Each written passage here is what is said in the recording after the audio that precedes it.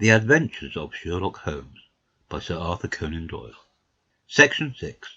The Man with the Twisted Lip.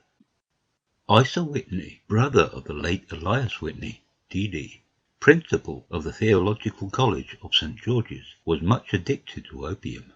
The habit grew upon him, as I understand, from some foolish freak when he was at college, for having read De Quincey's description of his dreams and sensations, he had drenched his tobacco with laudanum in an attempt to produce the same effects.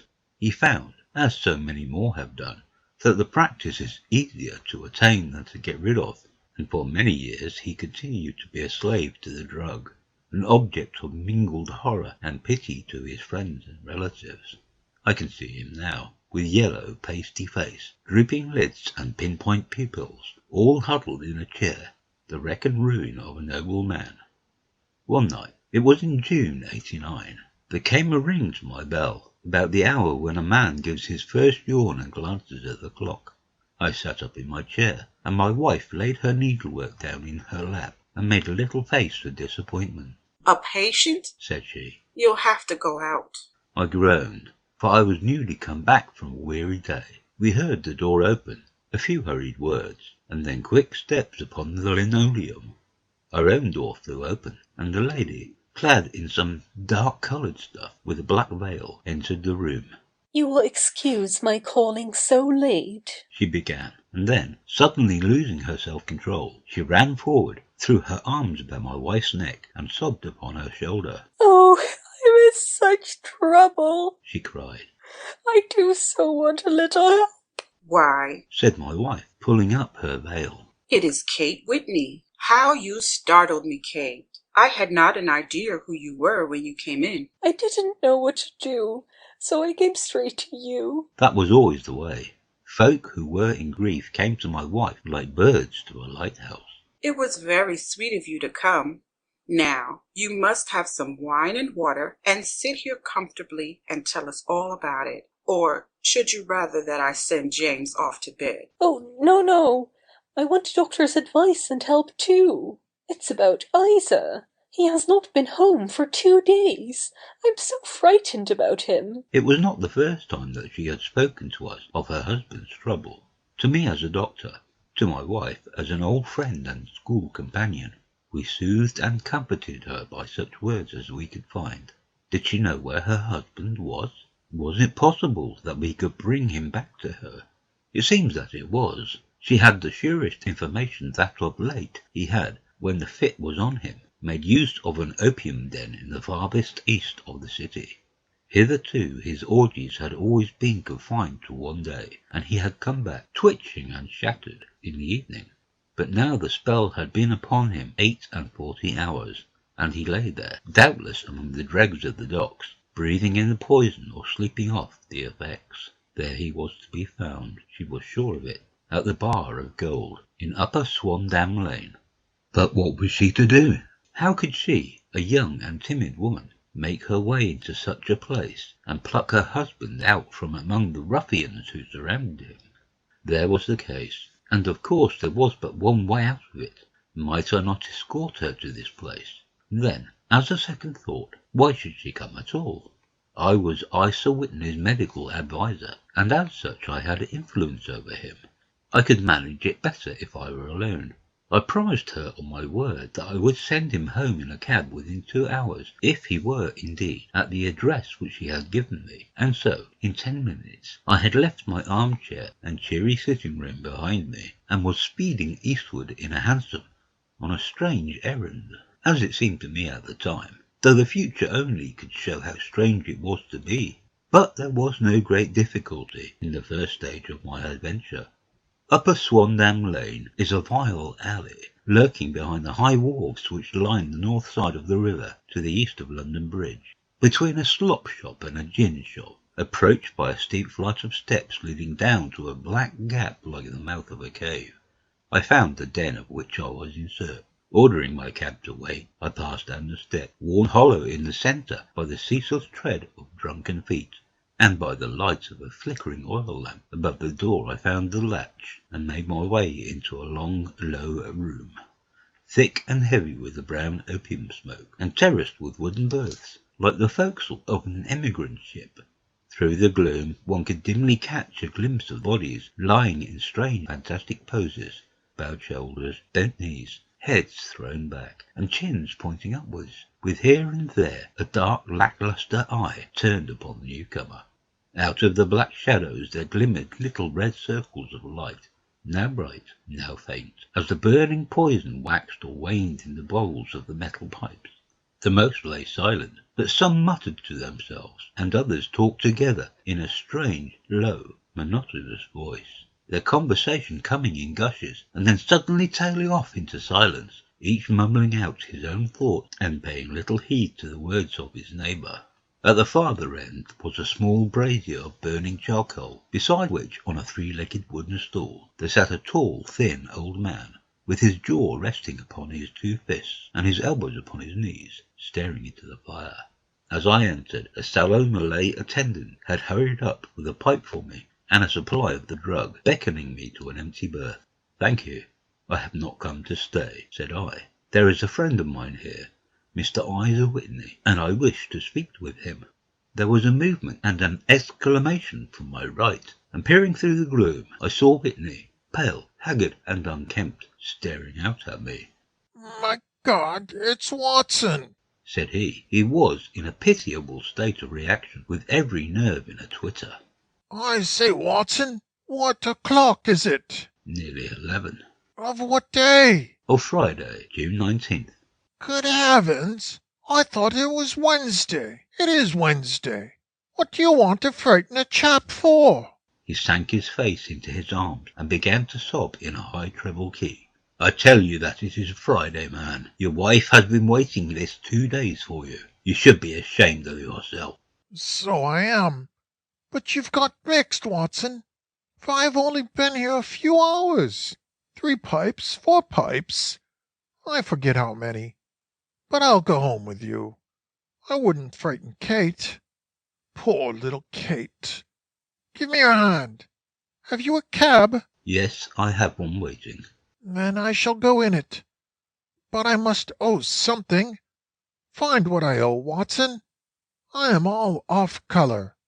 I can do nothing for myself." I walked down the narrow passage between the double row of sleepers, holding my breath to keep out the vile, stupefying fumes of the drug, and looking about for the manager. As I passed the tall man who sat by the brazier, I felt a sudden pluck at my skirt, and a low voice whispered, "Walk past me, and then look back at me." The words fell quite distinctly upon my ear. I glanced down. They could only have come from the old man at my side, and yet he sat now as absorbed as ever, very thin, very wrinkled, bent with age, an opium pipe dangling down from between his knees, as though it had dropped in sheer lassitude from his fingers. I took 2 steps forward and looked back. It took all my self-control to prevent me from breaking out into a cry of astonishment. He had turned his back so that none could see him but I. His form had filled out, his wrinkles were gone, the dull eyes had regained their fire, and there, sitting by the fire and grinning at my surprise, was none other than Sherlock Holmes.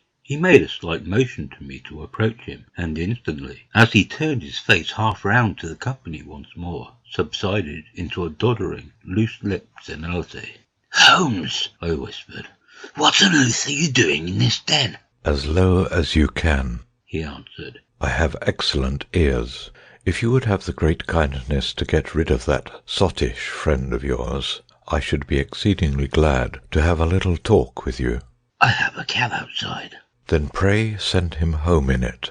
You may safely trust him, for he appears to be too limp to get into any mischief. I should recommend you also to send a note by the cabman to your wife, to say that you have thrown in your lot with me. If you will wait outside, I shall be with you in 5 minutes." It was difficult to refuse any of Sherlock Holmes's requests, for they were always so exceedingly definite, and put forward with such a quiet air of mastery. I felt, however, that when Whitney was once confined in the cab, my mission was practically accomplished. And for the rest, I could not wish anything better than to be associated with my friend in one of those singular adventures which were the normal condition of his existence. In a few minutes I had written my note, paid Whitney's bill, led him out to the cab, and seen him driven through the darkness.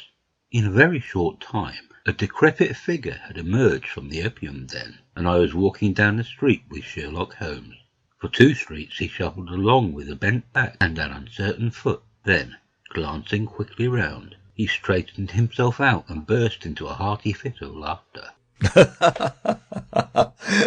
"I suppose, Watson," said he, "that you imagine that I have added opium smoking to cocaine injections and all the other little weaknesses on which you have favoured me with your medical views." I was certainly surprised to find you there. "But not more so than I to find you." I came to find a friend. "And I to find an enemy." An enemy? "Yes, one of my natural enemies, or shall I say my natural prey? Briefly, Watson, I am in the midst of a very remarkable inquiry, and I have hoped to find a clue in the incoherent ramblings of these sots, as I have done before now. Had I been recognised in that den, my life would not have been worth an hour's purchase, for I have used it before now for my own purposes, and the rascally lascar who runs it has sworn to have vengeance upon me. There is a trap-door at the back of that building, near the corner of Paul's Wharf, which could tell some strange tales of what has passed through it upon the moonless nights." What? You do not mean bodies? "Aye, bodies, Watson. We should be rich men if we had £1,000 for every poor devil who has been done to death in that den. It is the vilest murder trap on the whole riverside, and I fear that Neville St. Clair has entered it never to leave it more. But our trap should be here." He put his 2 forefingers between his teeth and whistled shrilly, a signal which was answered by a similar whistle from the distance, followed shortly by the rattle of wheels and the clink of horses' hoofs. "Now, Watson," said Holmes, as a tall dog-cart dashed up through the gloom, throwing out 2 golden tunnels of yellow light from its side lanterns. "you'll come with me, won't you?" If I can be of use. "Oh, a trusty comrade is always of use, and a chronicler still more so. My room at the Cedars is a double-bedded one." The Cedars? "Yes, that is Mr. St. Clair's house. I am staying there while I conduct the inquiry." Where is it, then? "Near Lee, in Kent. We have a 7-mile drive before us." But I am all in the dark. "Of course you are. You'll know all about it presently. Jump up here. All right, John. We shall not need you. Here's £half-a-crown. Look out for me tomorrow about 11. Give her her head. So long, then." He flicked the horse with his whip, and we dashed away through the endless succession of sombre and deserted streets, which widened gradually until we were flying across a broad balustraded bridge, with the murky river flowing sluggishly beneath us. Beyond lay another dull wilderness of bricks and mortar, its silence broken only by the heavy, regular footfall of the policeman, or the songs and shouts of some belated party of revellers. A dull wrack was drifting slowly across the sky, and a star or two twinkled dimly here and there through the rifts of the clouds. Holmes drove in silence, with his head sunk upon his breast, and the air of a man who is lost in thought, while I sat beside him, curious to learn what this new quest might be which seemed to tax his powers so sorely, and yet afraid to break in upon the current of his thoughts. We had driven several miles, and were beginning to get to the fringe of the belt of suburban villas, when he shook himself, shrugged his shoulders, and lit up his pipe with the air of a man who has satisfied himself that he is acting for the best. "You have a grand gift of silence, Watson," said he. "It makes you quite invaluable as a companion. Upon my word, it is a great thing for me to have someone to talk to, for my own thoughts are not over-pleasant. I was wondering what I should say to this dear little woman to-night when she meets me at the door." You forget that I know nothing about it. "I shall just have time to tell you the facts of the case before we get to Lee. It seems absurdly simple, and yet somehow I can get nothing to go upon. There's plenty of thread, no doubt, but I can't get the end of it into my hand. Now, I'll state the case clearly and concisely to you, Watson, and maybe you can see a spark where all is dark to me." Proceed, then. Some years ago, to be definite, in May 1884, there came to Lee a gentleman, Neville St. Clair by name, who appeared to have plenty of money. He took a large villa, laid out the grounds very nicely, and lived generally in good style. By degrees he made friends in the neighbourhood, and in 1887 he married the daughter of a local brewer, by whom he now has 2 children. He had no occupation, but was interested in several companies, and went into town as a rule in the morning, returning by the 5:14 from Cannon Street every night. Mr. St. Clair is now 37 years of age, is a man of temperate habits, a good husband, a very affectionate father, and a man who is popular with all who know him. I may add that his whole debts at the present moment, as far as we have been able to ascertain, amount to £88 10s, while he has £220 standing to his credit in the Capital and Counties Bank. There is no reason, therefore, to think that money troubles have been weighing upon his mind. Last Monday, Mr. Neville St. Clair went into town rather earlier than usual, remarking before he started that he had 2 important commissions to perform, and that he would bring his little boy home a box of bricks.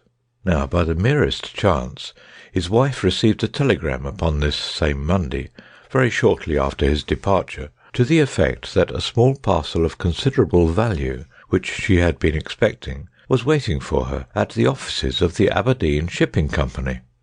Now, if you are well up in your London, you will know that the office of the company is in Fresno Street, which branches out of Upper Swandam Lane, where you found me tonight.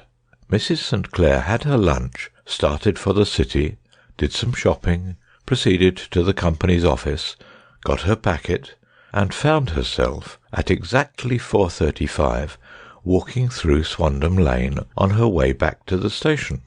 Have you followed me so far? It is very clear. If you remember, Monday was an exceedingly hot day, and Mrs. St. Clair walked slowly, glancing about in the hope of seeing a cab, as she did not like the neighbourhood in which she found herself. While she was walking in this way down Swandam Lane, she suddenly heard an ejaculation or cry, and was struck cold to see her husband looking down at her, and, as it seemed to her, beckoning to her from a second-floor window. The window was open, and she distinctly saw his face, which she describes as being terribly agitated. He waved his hands frantically to her, and then vanished from the window so suddenly that it seemed to her that he had been plucked back by some irresistible force from behind. One singular point which struck her quick feminine eye was that, although he wore some dark coat, such as he had started to town in, he had on neither collar nor necktie. Convinced that something was amiss with him, she rushed down the steps, for the house was none other than the opium den in which you found me tonight, and running through the front room, she attempted to ascend the stairs which led to the first floor.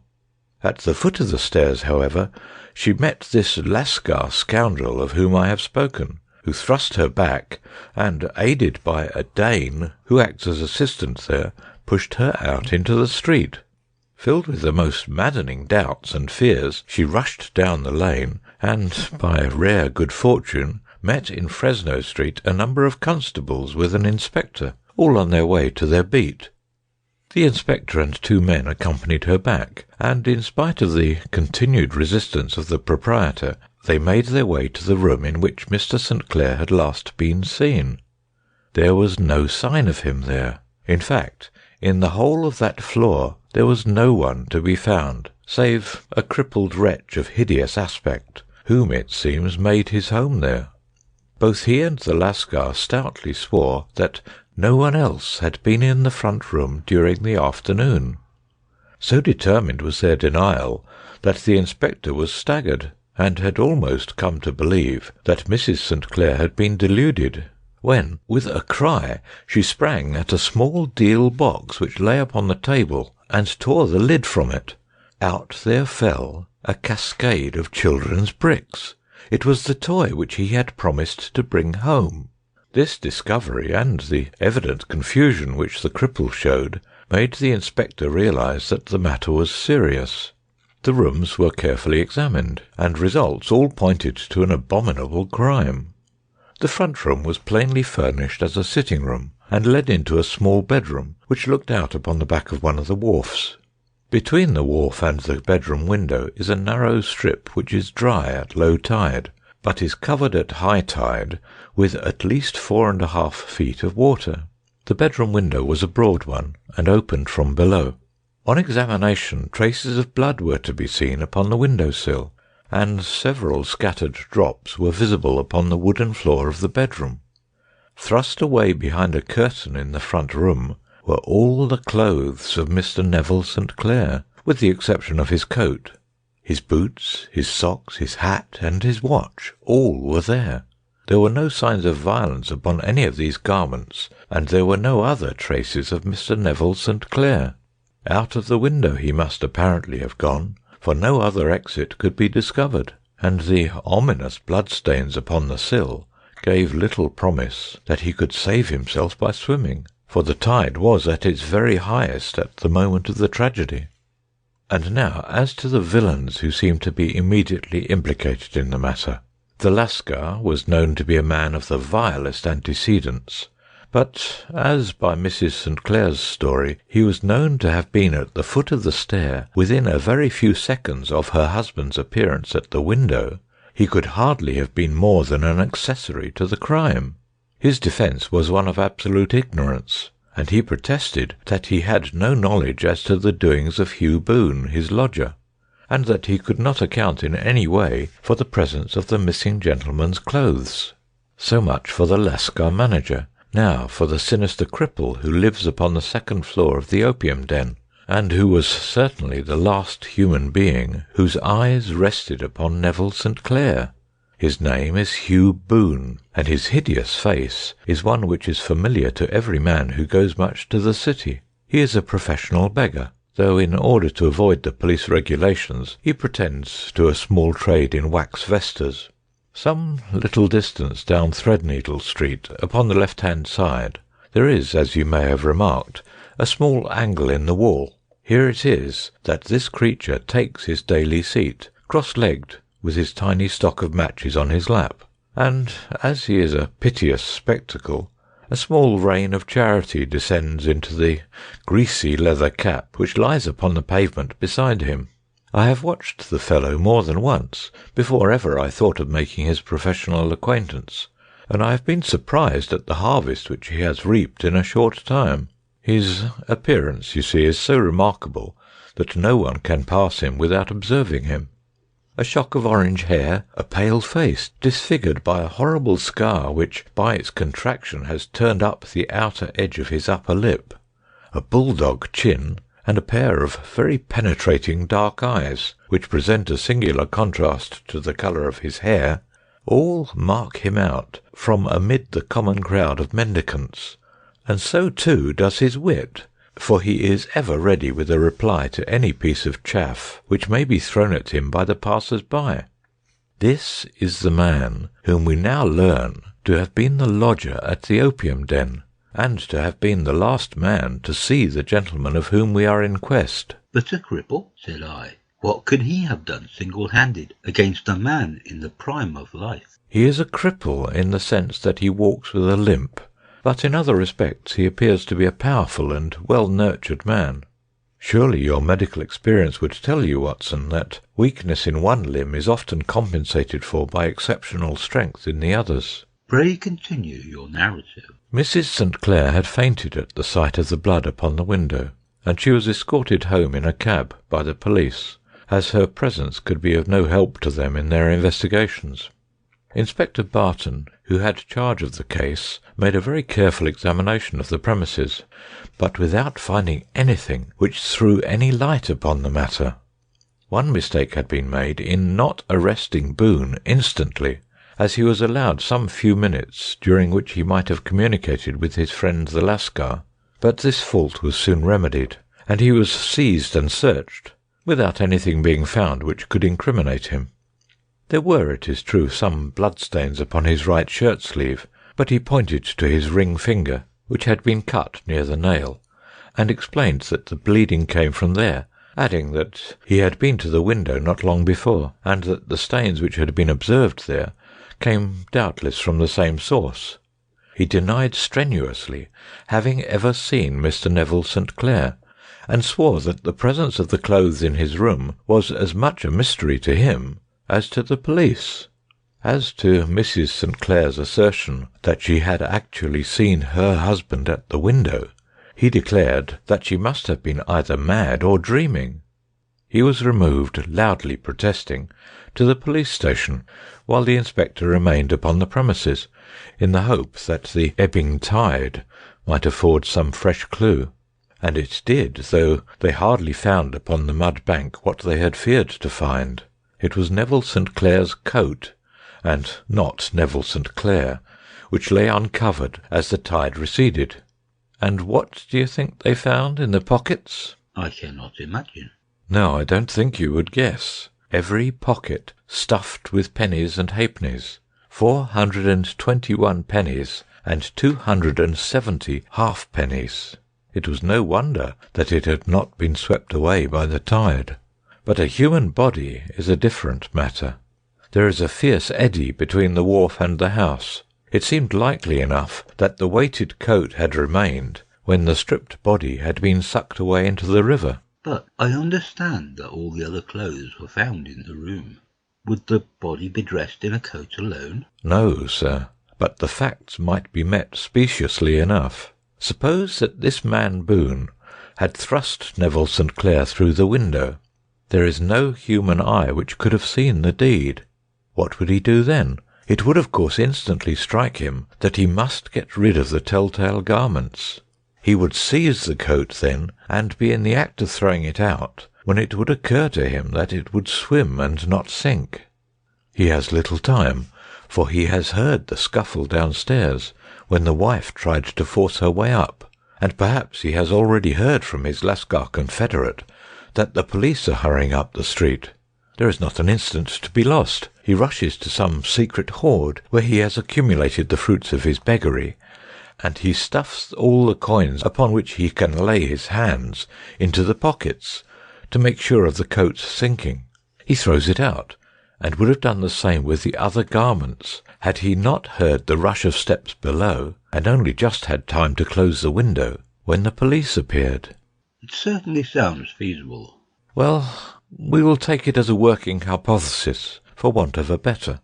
Boone, as I have told you, was arrested and taken to the station, but it could not be shown that there had ever before been anything against him. He had for years been known as a professional beggar, but his life appeared to have been a very quiet and innocent one. There the matter stands at present, and the questions which have to be solved: what Neville St. Clair was doing in the opium den, what happened to him when there, where is he now, and what Hugh Boone had to do with his disappearance, are all as far from a solution as ever. I confess that I cannot recall any case within my experience which looked at the first glance so simple, and yet which presented such difficulties. While Sherlock Holmes had been detailing this singular series of events, we had been whirling through the outskirts of the great town until the last straggling houses had been left behind, and we rattled along with the country hedge upon either side of us. Just as he finished, however, we drove through two scattered villages, where a few lights still glimmered in the windows. We are on the outskirts of Lee, said my companion. We have touched on 3 English counties in our short drive, starting in Middlesex, passing over an angle of Surrey, and ending in Kent. See that light among the trees? That is the Cedars, and beside that lamp sits a woman whose anxious ears have already, I have little doubt, caught the clink of our horses' feet. But why are you not conducting the case from Baker Street? I asked. Because there are many inquiries which must be made out here. Mrs. St. Clair has most kindly put 2 rooms at my disposal, and you may rest assured that she will have nothing but a welcome for my friend and colleague. I hate to meet her, Watson, when I have no news of her husband. Here we are. Whoa there! Whoa! We had pulled up in front of a large villa which stood within its own grounds. A stable boy had run out to the horse's head, and springing down, I followed Holmes up the small, winding gravel drive which led to the house. As we approached, the door flew open, and a little blonde woman stood in the opening, clad in some sort of light mousseline de soie with a touch of fluffy pink chiffon at her neck and wrists. She stood with her figure outlined against the flood of light, one hand upon the door, one half raised in her eagerness, her body slightly bent, her head and face protruded with eager eyes and parted lips. A standing question. "Well?" she cried. "Well?" And then, seeing that there were two of us, she gave a cry of hope which sank into a groan as she saw that my companion shook his head and shrugged his shoulders. "Oh, no good news? None. No bad? No. Thank God for that. But come in. You must be weary, for you have had a long day." This is my friend Dr. Watson. He has been of most vital use to me in several of my cases, and a lucky chance has made it possible for me to bring him out and associate him with this investigation. "I am delighted to see you," said she, pressing my hand warmly. "You will, I am sure, forgive anything that may be wanting in our arrangements when you consider the blow which has come so suddenly upon us." My dear madam, said I am an old campaigner, and if I were not, I can very well see that no apology is needed. If I can be of any assistance, either to you or to my friend here, I shall be indeed happy. "Now, Mr. Sherlock Holmes," said the lady as we entered a well-lit dining room, upon the table of which a cold supper had been laid out. "I should very much like to ask you one or two plain questions, to which I beg that you will give a plain answer." Certainly, madam. "Do not trouble about my feelings. I am not hysterical, nor given to fainting. I simply wish to hear your real opinion." Upon what point? "In your heart of hearts, do you think that Neville is alive?" Sherlock Holmes seemed to be embarrassed by the question. "Frankly now," she repeated, standing upon the rug and looking keenly down at him as he leaned back in a basket chair. Frankly then, madam, I do not. "You think that he is dead? I do. Murdered? I don't say that. Perhaps. And on what day did he meet his death?" On Monday. "Then perhaps, Mr. Holmes, you will be good enough to explain how it is that I have received a letter from him today." Sherlock Holmes sprang out of his chair as if he had been galvanized. What? He roared. "Yes, today." She stood smiling, holding up a little slip of paper in the air. May I see it? "Certainly." He snatched it from her in his eagerness, and smoothing it out upon the table, he drew over the lamp and examined it intently. I had left my chair, and was gazing at it over his shoulder. The envelope was a very coarse one, and was stamped with the Gravesend postmark, and with the date of that very day, or rather of the day before, for it was considerably after midnight. Coarse writing, murmured Holmes. Surely this is not your husband's writing, madam? "No, but the enclosure is." I perceive also that whoever addressed the envelope had to go and inquire as to the address. "How can you tell that?" The name, you see, is in perfectly black ink, which has dried itself. The rest is of the greyish colour, which shows that blotting paper has been used. If it had been written straight off and then blotted, none would be of a deep black shade. This man has written the name, and there has then been a pause before he wrote the address, which can only mean that he was not familiar with it. It is, of course, a trifle, but there is nothing so important as trifles. Let us now see the letter. Ah, there has been an enclosure here. "Yes, there was a ring, his signet ring." And you are sure that this is your husband's hand? "One of his hands." One? "His hand when he wrote hurriedly. It is very unlike his usual writing, and yet I know it well." "Dearest, do not be frightened. All will come well. There is a huge error which it may take some little time to rectify. Wait in patience. Neville." Written in pencil upon the flyleaf of a book, octavo size, no watermark. Posted today in Gravesend by a man with a dirty thumb. And the flap has been gummed, if I am not very much in error, by a person who had been chewing tobacco. And you have no doubt that it is your husband's hand, madam?" "None. Neville wrote those words." "And they were posted today at Gravesend. Well, Mrs. St. Clair, the clouds lighten, though I should not venture to say that the danger is over." "But he must be alive, Mr. Holmes." "Unless this is a clever forgery to put us on the wrong scent. The ring, after all, proves nothing. It may have been taken from him." No, it is. It is his very own writing." Very well. It may, however, have been written on Monday and only posted today. That is possible. If so, much may have happened between. Oh, you must not discourage me, Mr. Holmes. I know that all is well with him. There is so keen a sympathy between us that I should know if evil came upon him. On the very day that I saw him last, he cut himself in the bedroom, and yet I in the dining-room rushed upstairs instantly, with the utmost certainty that something had happened. Do you think that I would respond to such a trifle, and yet be ignorant of his death? I have seen too much not to know that the impression of a woman may be more valuable than the conclusion of an analytical reasoner. And in this letter you certainly have a very strong piece of evidence to corroborate your view. But if your husband is alive and able to write letters, why should he remain away from you?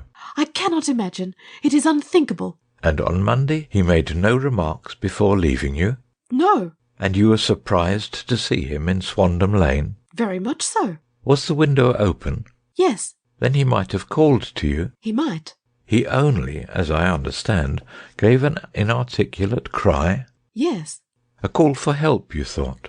Yes, he waved his hands. But it might have been a cry of surprise. Astonishment at the unexpected sight of you might cause him to throw up his hands. It is possible. And you thought he was pulled back? He disappeared so suddenly. He might have leapt back. You did not see anyone else in the room? No, but this horrible man confessed to having been there, and the Lascar was at the foot of the stairs. Quite so. Your husband, as far as you could see, had his ordinary clothes on. But without his collar or tie, I distinctly saw his bare throat. Had he ever spoken of Swandam Lane? Never. Had he ever shown any signs of having taken opium? Never. Thank you, Mrs. St. Clair. Those are the principal points about which I wished to be absolutely clear. We shall now have a little supper and then retire, for we may have a very busy day tomorrow. A large and comfortable double-bedded room had been placed at our disposal, and I was quickly between the sheets, for I was weary after my night of adventure. Sherlock Holmes was a man, however, who, when he had an unsolved problem upon his mind, would go for days, and even for a week, without rest, turning it over, rearranging his facts, looking at it from every point of view, until he had either fathomed it or convinced himself that his data were insufficient. It was soon evident to me that he was now preparing for an all-night sitting. He took off his coat and waistcoat, put on a large blue dressing gown, and then wandered about the room collecting pillows from his bed and cushions from the sofas and armchairs.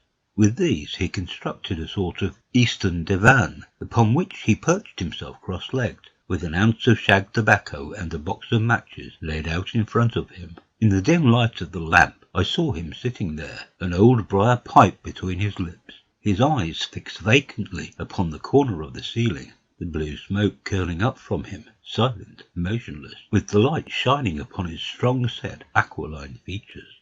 So he sat as I dropped off to sleep, and so he sat when a sudden ejaculation caused me to wake up, and I found the summer sun shining into the apartment.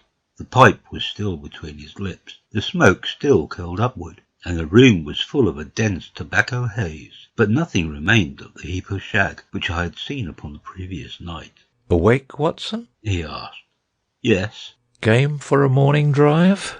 Certainly. Then dress. No one is stirring yet, but I know where the stable boy sleeps, and we shall soon have the trap out. He chuckled to himself as he spoke. His eyes twinkled, and he seemed a different man to the sombre thinker of the previous night. As I dressed, I glanced at my watch. It was no wonder that no one was stirring. It was 25 minutes past 4. I had hardly finished when Holmes returned with the news that the boy was putting in the horse. I wanted to test a little theory of mine, said he, pulling on his boots.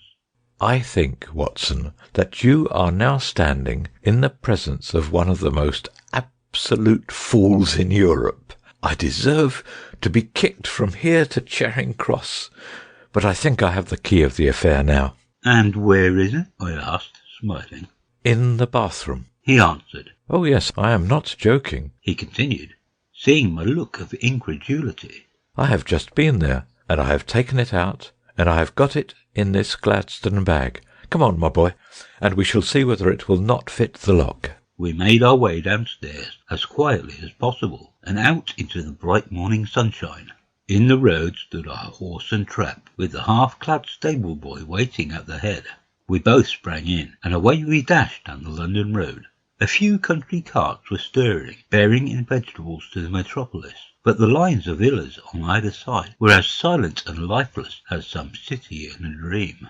"It has been in some points a singular case," said Holmes, flicking the horse on into a gallop. "I confess that I have been as blind as a mole, but it is better to learn wisdom late than never to learn it at all." In town, the earliest risers were just beginning to look sleepily from their windows as we drove through the streets of the Surrey side. Passing down the Waterloo Bridge Road, we crossed over the river, and dashing up Wellington Street, wheeled sharply to the right and found ourselves in Bow Street. Sherlock Holmes was well known to the force, and the two constables at the door saluted him. One of them held the horse's head, while the other led us in. "Who is on duty?" asked Holmes. Inspector Bradstreet, sir. "Ah, Bradstreet, how are you?" A tall, stout official had come down the stone-flagged passage, in a peaked cap and a frogged jacket. "I wish to have a quiet word with you, Bradstreet." Certainly, Mr. Holmes. Step into my room here." It was a small, office-like room, with a huge ledger upon the table, and a telephone projecting from the wall. The inspector sat down at his desk. "What can I do for you, Mr. Holmes?" "I called about that beggar man, Boone, the one who was charged with being concerned in the disappearance of Mr. Neville St. Clair of Lee." "Yes, he was brought up and remanded for further inquiries." "So I heard. You have him here?" "In the cells." "Is he quiet?" "Oh, he gives me no trouble, but he is a dirty scoundrel." "Dirty?" "Yes, it is all we can do to make him wash his hands, and his face is as black as a tinker's. Well, when once his case has been settled, we will have a regular prison bath, and I think if you saw him, you would agree with me that he needed it." "I should like to see him very much." "Would you? That is easily done. Come this way. You can leave your bag." "No, I think that I'll take it." "Very good. Come this way, if you please." He led us down a passage, opened a barred door, passed down a winding stair, and brought us to our whitewashed corridor with a line of doors on each side. "The third on the right is his," said the inspector. "Here it is." He quietly shot back a panel in the upper part of the door and glanced through. "He is asleep," said he. "You can see him very well." We both put our eyes to the grating. The prisoner lay with his face towards us, in a very deep sleep, breathing slowly and heavily. He was a middle-sized man, coarsely clad as became his calling, with a coloured shirt protruding through the rent in his tattered coat. He was, as the inspector had said, extremely dirty, but the grime which covered his face could not conceal its repulsive ugliness. A broad weal from an old scar ran right across it from eye to chin, and by its contraction had turned up one side of the upper lip, so that 3 teeth were exposed in a perpetual snarl. A shock of very bright red hair grew low over his eyes and forehead. "He's a beauty, isn't he?" said the inspector. "He certainly needs a wash," remarked Holmes. "I had an idea that he might, and I took the liberty of bringing the tools with me." He opened the Gladstone bag as he spoke, and took out, to my astonishment, a very large bath sponge. "You are a funny one," chuckled the inspector. "Now, if you will have the great goodness to open that door very quietly, we will soon make him cut a much more respectable figure." "Well, I don't know why not," said the inspector. "He doesn't look a credit to the Bow Street cell, does he?" He slipped his key into the lock, and we all very quietly entered the cell. The sleeper half turned, and then settled down once more into a deep slumber. Holmes stooped to the water jug, moistened his sponge, and then rubbed it twice vigorously across and down the prisoner's face. "Let me introduce you," he shouted, "to Mr. Neville St. Clair of Lee, in the county of Kent." Never in my life have I seen such a sight. The man's face peeled off under the sponge like the bark from a tree. Gone was the coarse brown tint. Gone, too, was the horrid scar which had seamed it across, and the twisted lip which had given the repulsive sneer to the face. A twitch brought away the tangled red hair, and there, sitting up in his bed, was a pale, sad-faced, refined-looking man, black-haired and smooth-skinned. rubbing his eyes and staring about him with sleepy bewilderment. Then suddenly realizing the exposure, he broke into a scream and threw himself down with his face to the pillow. "Great heavens!" cried the inspector. "It is indeed the missing man. I know him from the photograph." The prisoner turned with the reckless air of a man who abandons himself to his destiny. "Be it so," said he. "And pray, what am I charged with?" "With making away with Mr. Neville, sir." "Oh, come, you can't be charged with that unless they make a case of attempted suicide of it," said the inspector with a grin. "Well, I have been 27 years in the force, but this really takes the cake." "If I am Mr. Neville Sinclair, then it is obvious that no crime has been committed, and that, therefore, I am illegally detained." "No crime, but a very great error has been committed," said Holmes. "You would have done better to have trusted your wife." "It was not the wife, it was the children," groaned the prisoner. "God help me, I would not have them ashamed of their father. My God, what an exposure! What can I do?" Sherlock Holmes sat down beside him on the couch and patted him kindly on the shoulder. "If you leave it to a court of law to clear the matter up," said he, "of course you can hardly avoid publicity. On the other hand, if you convince the police authorities that there is no possible case against you, I do not know that there is any reason that the details should find their way into the papers. Inspector Bradstreet would, I am sure, make notes upon anything which you might tell us, and submit it to the proper authorities. The case would then never go into court at all." "God bless you!" cried the prisoner passionately. "I would have endured imprisonment, aye, even execution, rather than have left my miserable secret as a family blot to my children. You are the first who have ever heard my story. My father was a schoolmaster in Chesterfield, where I received an excellent education. I travelled in my youth, took to the stage, and finally became a reporter on an evening paper in London.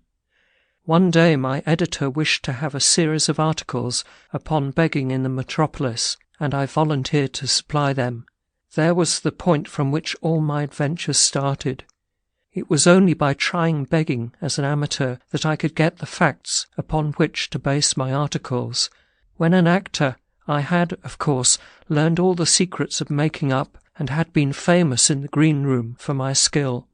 I took advantage now of my attainments. I painted my face, and to make myself as pitiable as possible, I made a good scar and fixed one side of my lip in a twist by the aid of a small slip of flesh-coloured plaster.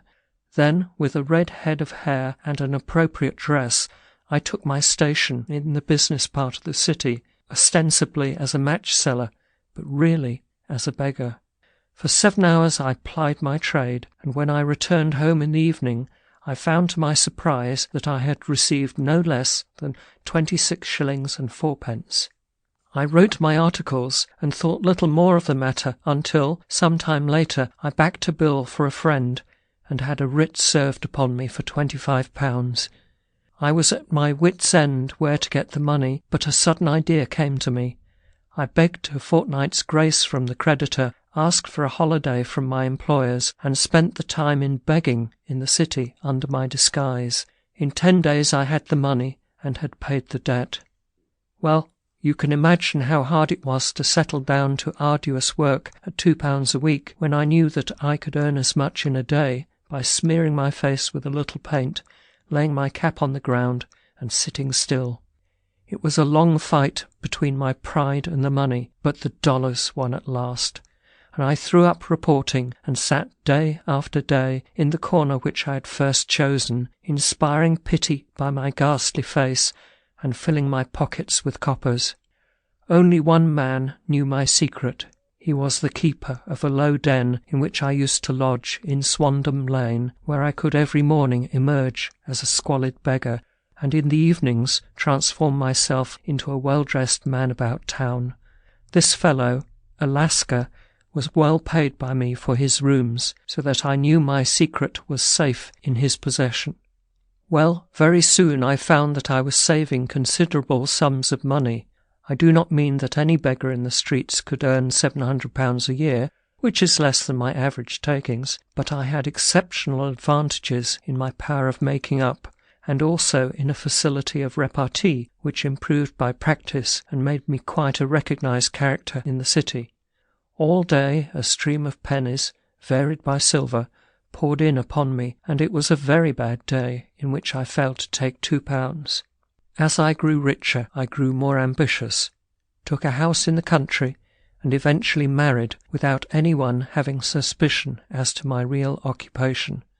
My dear wife knew that I had business in the city. She little knew what. Last Monday I had finished for the day and was dressing in my room above the opium den when I looked out of my window and saw, to my horror and astonishment, that my wife was standing in the street with her eyes fixed full upon me.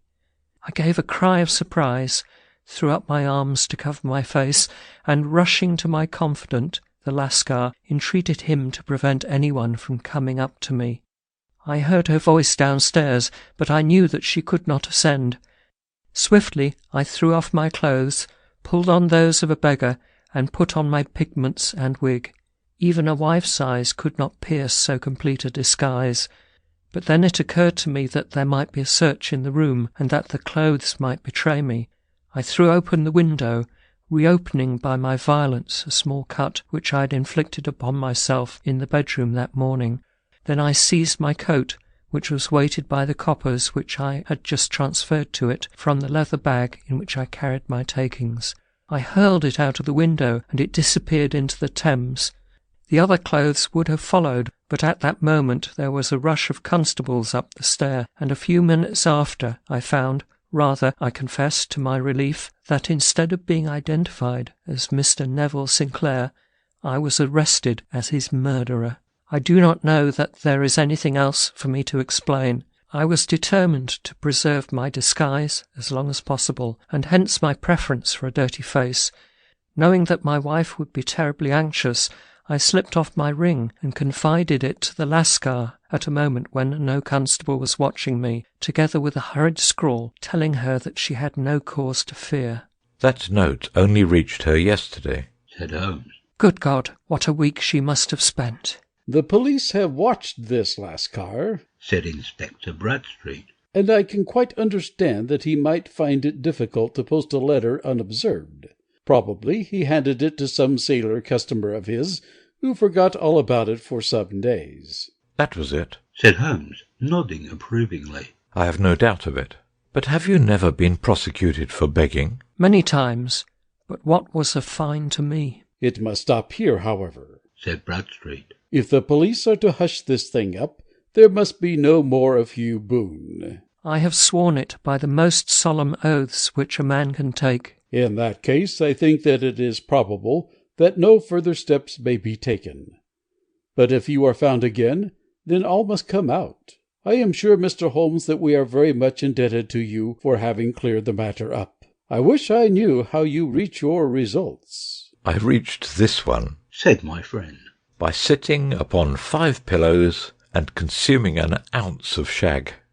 I think, Watson, that if we drive to Baker Street, we shall just be in time for breakfast. End of section 6.